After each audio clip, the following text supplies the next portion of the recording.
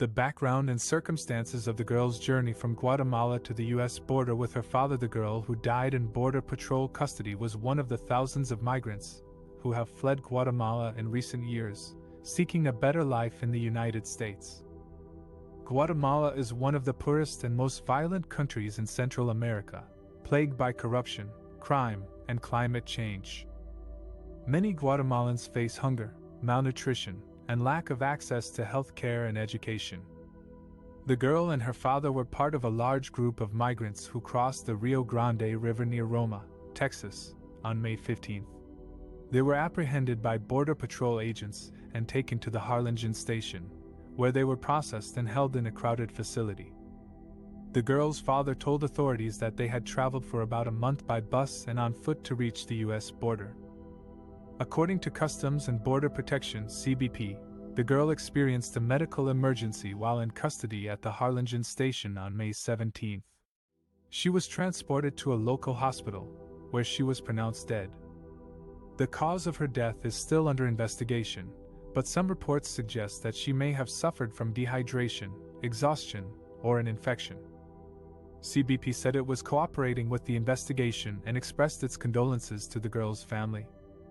The girl's death has sparked outrage and criticism from human rights groups, lawmakers, and advocates who have denounced the Biden administration's immigration policies and practices.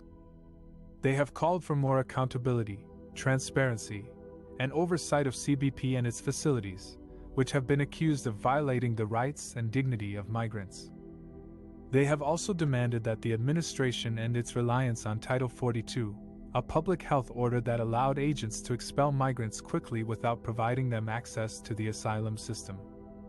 The Biden administration has faced a surge of migrants arriving at the southern border since taking office in January. It has struggled to manage the influx and provide adequate care and protection for vulnerable groups, especially children. The administration has said it is working to address the root causes of migration in Central America, as well as to improve the conditions and capacity of its border facilities. It has also said it is committed to ensuring a fair and humane immigration system that respects the rule of law and human rights. The timeline and events of her detention, medical care, and death in Border Patrol custody. The 8-year-old girl, whose name and nationality have not been disclosed, crossed the southern border with her family on May 16, 2023, and was apprehended by U.S. Border Patrol agents near McAllen, Texas. The girl and her family were taken to the Harlingen station, one of the Border Patrol facilities in the Rio Grande Valley sector, where they were held in custody pending processing. On May 17, 2023, around 6 p.m., the girl experienced a medical emergency while in custody at the Harlingen station. Emergency medical services were called to the station and transported her to the local hospital where she was pronounced dead. The cause of death has not been determined yet.